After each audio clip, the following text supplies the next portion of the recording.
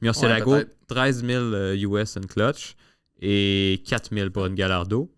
Ouais. Et si par malheur vous avez la chance de sauter la transmission, Bonne chance. 50 000 US pour la transmission.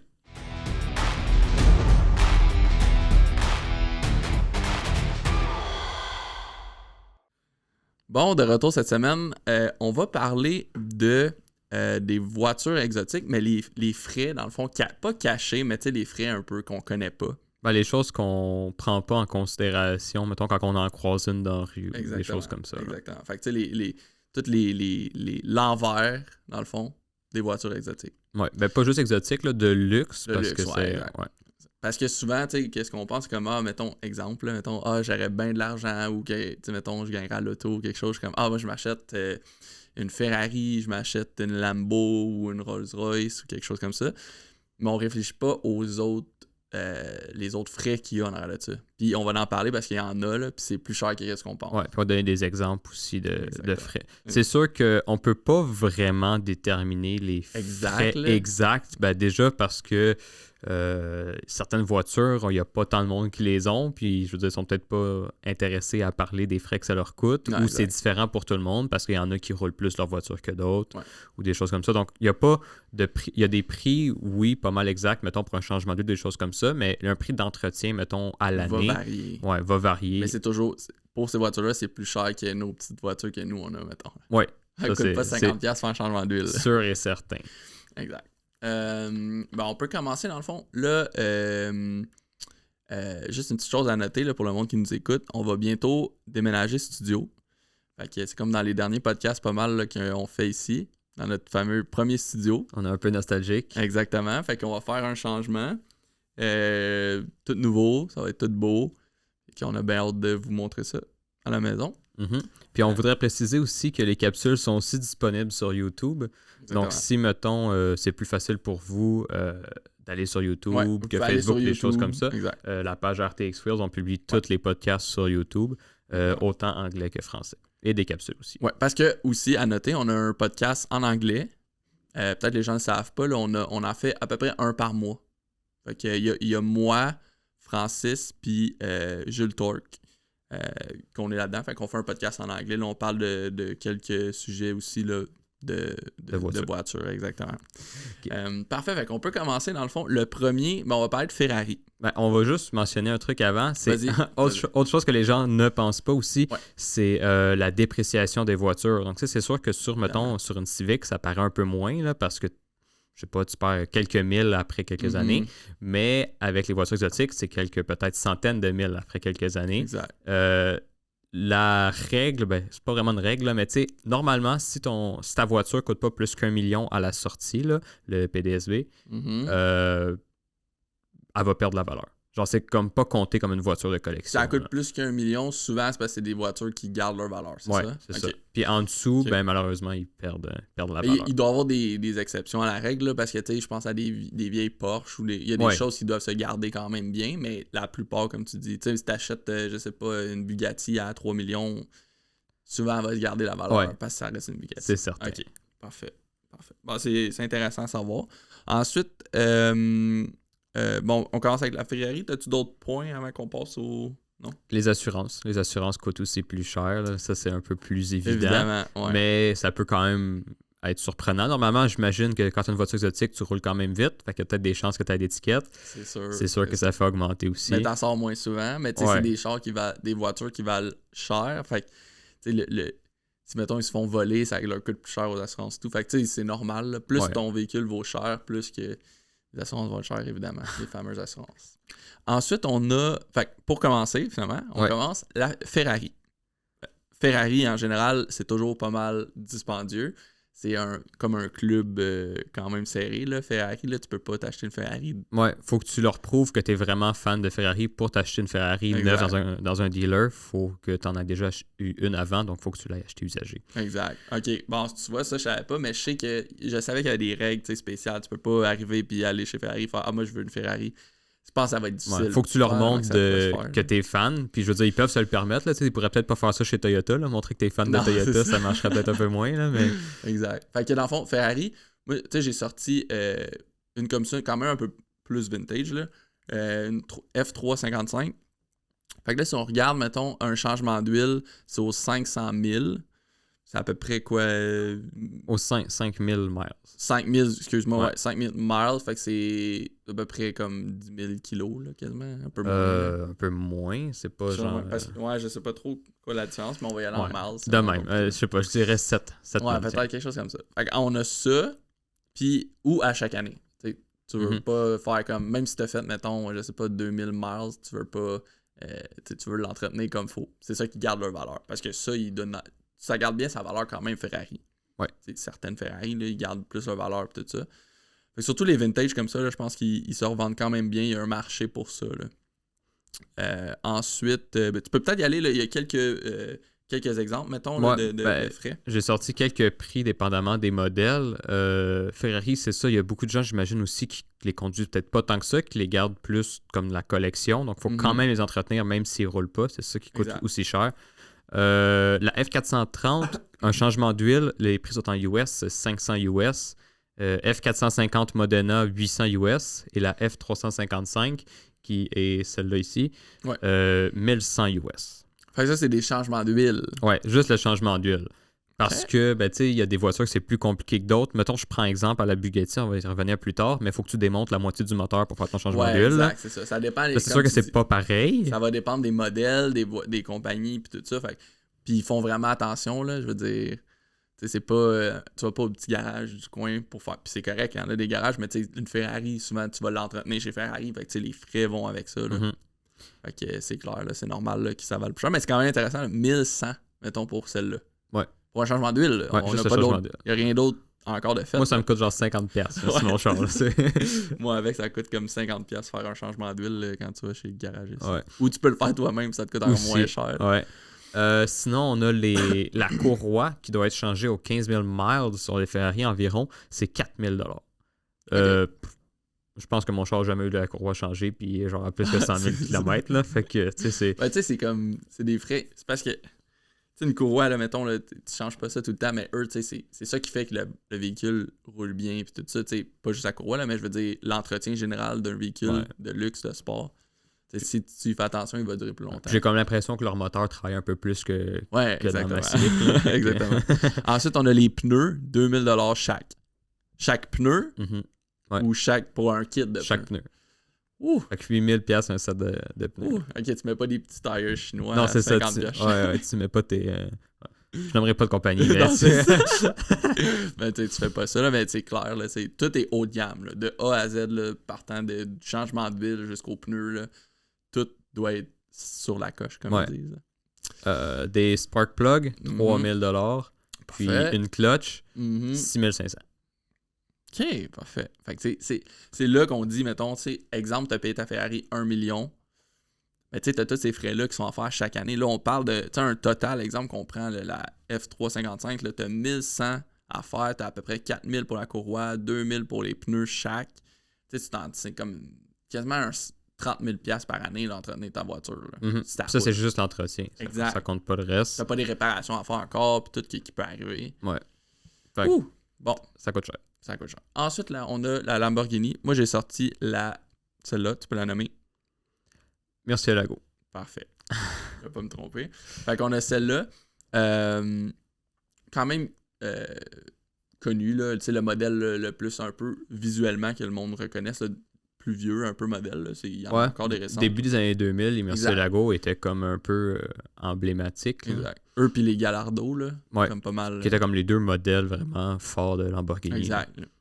Fait que dans le fond, un changement d'huile pour celle-là, 2000$. Gallardo, un peu moins, je suis quand même surpris. Là, que c'est économique. C'est ça, économique. 400 pour la Gallardo, un changement d'huile, puis 2000 celle-là. Fait que... Ensuite, on a les... Tu peux parler des clutches? Les clutches, ben c'est ça, Murcielago, on voit qu'il est beaucoup plus cher que la Gallardo. Je sais pas si c'est parce que c'était plus la version un peu plus haut de gamme. Là. Je me connais pas trop en Lamborghini, mais vu les tarifs, j'ai l'impression. Murcielago, 13 000 US une clutch et 4 000 pour une Gallardo. Et si par malheur, vous avez la chance de sauter la transmission, 50 000 US pour la transmission. Tabarouette, hein? Fait que ici, tu peux t'acheter un char... Ben, pas ici, là, partout, tu peux t'acheter un char neuf avec ta transmission. Tu peux changer ta transmission contre un char neuf quasiment. Exact. Fait que c'est pas tout le monde qui peut s'acheter ça. Fait que quand tu t'achètes ça, il faut que tu sois conscient que c'est pas juste... Je le répète, là, sûrement je me répète, là, mais mettons ton véhicule vaut 1 ou 2 millions de dollars. Faut que tu sois capable de l'entretenir aussi parce que c'est pas juste 1-2 millions puis après ça, tu le payes plus. Tu as des changements d'huile à faire. C'est dispendieux. Puis ils peuvent avoir besoin de plus d'entretien qu'une voiture normale. Puis c'est ça, exactement. Ensuite, on a la Porsche. On a la compagnie Porsche, mais moi, j'ai sorti la GT3 RS parce que c'est un de mes modèles préférés. Là. J'aime bien Porsche. Puis celle-là, c'est comme vraiment la 911 qui appelle. Là, c'est pas celle que Francis avait parlé aussi dans son podcast? Ouais. C'est ça, moi je la trouve super belle et tout ça. Puis, vu que Porsche, ben, tu sais, c'est une des plus abordables à les frais qu'on parle. Là. L'envers des voitures exotiques sport, c'est un des plus abordables, pas mal des compagnies. Ça reste quand même plus cher que les voitures normales qu'on a. Là. Mais, tu sais, exemple, là, changement d'huile, c'est 300. À comparer de 1000 puis toutes les autres qu'on a nommées plus tôt, c'est 300. Celui-là, les spark plugs, c'est 900. Puis une courroie, c'est environ 300. Fait que, tu sais, ici, quand on se compare, on se console. Ouais. Tu sais, à comparer des autres, là. C'est ça. Porsche, c'est ça. Porsche... Ça a l'air cheap, mais c'est pas cheap, là. Non, mais ouais. C'est sûr que c'est mieux que nos. Mieux, ouais. Mais c'est vraiment les plus abordables, je dirais, des chars luxueux. Avec leurs frais. Ouais. Puis ils font attention à ça. Petit fun fact sur cette voiture-là, parce que j'ai regardé une vidéo hier, ça a donné comme ça. Je sais pas si on le voit bien à l'écran, mais l'aileron, dans le fond, est prise. Je sais pas comment t'expliques ça. Là, en anglais, elle est montée, là, mais ouais, dans le fond, elle est attachée par le haut. On voit. Elle est attachée par le haut parce que comme ça réduit. Ben ouais. Ça permet à l'air de mieux flotter en dessous de l'aileron, puis ça augmente le downforce. Moi, je la trouve super belle. Là. J'ai appris ça hier. Ah ouais, je savais pas ça, par exemple. Mais c'est sûr que tout est pour le dynamisme. Là. Ouais.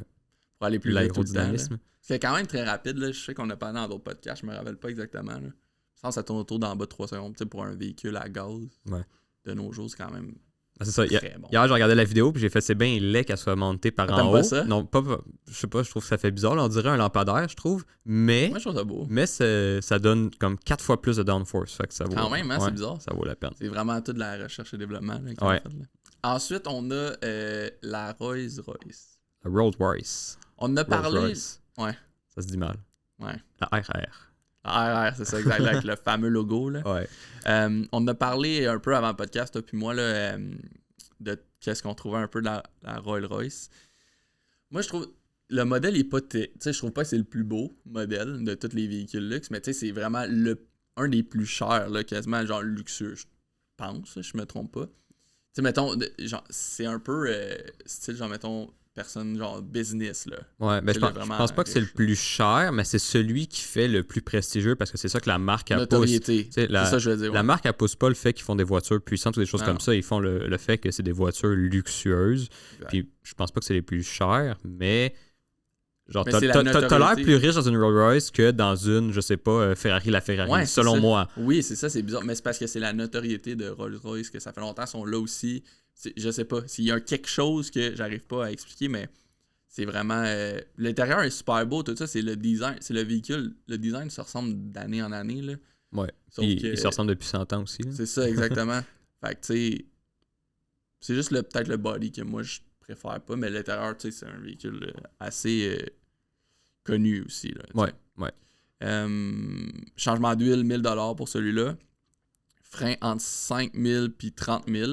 Ça va dépendre du modèle que tu as. Ouais, puis ça dépend de l'entretien aussi que tu fais. Là. Mettons, si c'est juste des plaquettes, c'est peut-être 5000. Si tu fais aussi... juste les plaquettes, 5000. On parle comme si c'était genre rien. Là. Ouais, mais si tu fais l'entretien complet des freins, ça peut être 30 000 aussi. Là. C'est en US. Ça en vient cher. Mm-hmm. Fait que, après ça, ben, la clutch, 5000. Fait que tu sais, on voit là que tu essaies de pas scraper ta clutch. Là, ouais. Parce qu'il y en a qui sont chers. Mais tu sais, en même temps, si tu peux te permettre une Rolls-Royce, normalement, tu peux te permettre la clutch, là, mais tu fais pas exprès de la casser non plus. Là. Ensuite, on a Bugatti comme dernière voiture. Là, on a mis la noire, la voiture noire, dans le fond, qu'ils appellent. Là. Ouais, qui est la Bugatti la plus chère qui s'est vendue, si je Si je ne m'abuse. Ça se peut, ouais, je pense que oui. Mais moi, je l'ai vu en vrai au salon de l'auto de Toronto. Bravo. Bravo, t'es jaloux. Ouais. Non, pour vrai, elle était vraiment belle. Là, j'aime vraiment le design et tout ça. Un des véhicules qui coûte le plus cher, là, selon moi. Là. Ben, je pense que c'est le véhicule de production qui a été vendu le plus cher, si je crois bien. Puis les frais qu'on parle d'entretien et tout ça sont vraiment chers aussi. Ouais, ben des Bugatti, c'est sûr. Là, mettons, changer tous les fluides, tous les liquides. Les liquides. 25 000 US environ. Encore une fois, ça dépend peut-être du modèle, mais... T'essaies pas d'avoir de rabais rendu là. Non, c'est ça, tu fais pas... Fait que t'as ça. Ensuite, t'as les pneus. 38 000 $. C'est tout le temps custom made. Michelin, là, je pense, là, qui doit faire ça. Ouais, ils les font seulement pour ces voitures-là. Là. Exact. Tu sais, c'est pas une voiture que tu sors pour aller faire l'épicerie, là. Je veux dire, tu t'assors pour aller... juste pour te promener un peu de temps en temps. Il y a personne qui roule avec ça. T'en sors juste pas, en fait. Rendu là. J'ai regardé, il y a un exemplaire de la voiture juste noire. Un? Ouais. OK. Bon, tu vois, fait que celle que j'ai vue, c'est sûrement la seule. Là. Basé sur la Chiron. C'est pas mal ce que je vois rapidement. Là. Ça se peut. 0-100 en 2.4 secondes. 0-200 en 6.1. C'est pas mal, ouais. C'est pas payé. Ça me surprend qu'elle ait été justement au salon de l'auto de... Ben, je te l'ai montré tantôt, là. C'est peut-être une première version, par exemple, tu sais. C'est peut-être une démo ou quelque chose, je sais pas, là, mais... Je trouverais ça fou qu'il ait transporté le char à... C'est ça, je me dis, mais je sais qu'il était là parce que on a une vidéo, je te l'ai montré tantôt. Vous allez voir sur la page de RTX, sur Instagram. C'est l'année passée, je pense que c'était en mars, qu'on était allé là. Puis elle était là. Fait qu'elle était super belle, pour vrai, là. Elle tournait, genre, elle était sur genre un plateau, là. Puis elle tournait, là, 360, puis tout. C'était incroyable, elle était super belle. Puis pour les roues, ben, remplacer à chaque 10 000 miles. Puis là, il faudrait commencer à savoir c'est quoi la différence. Hein. Tu sais, je pense que c'est 1,6 km, c'est 1 mile. Peut-être que je me trompe. 1,6, ouais. 1,60934. C'est ça, exact. Mais la noire, elle s'est vendue 11 millions d'euros, hors taxes. Hors taxes. Fait que je sais pas c'est combien les taxes en Europe, là, mais mettons que c'est 15% comme ici. C'est un ouais, bon... ça dépend, là, mais c'est un bon 1,5 million de taxes.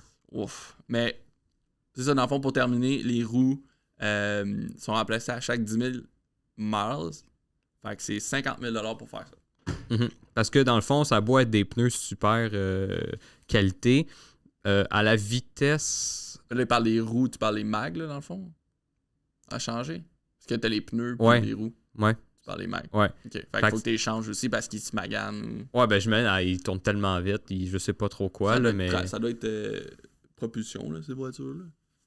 Je pense pas que c'est 4 pattes, là. Je sais pas. Je te pose des questions. Ah ouais, tu m'en poses, là.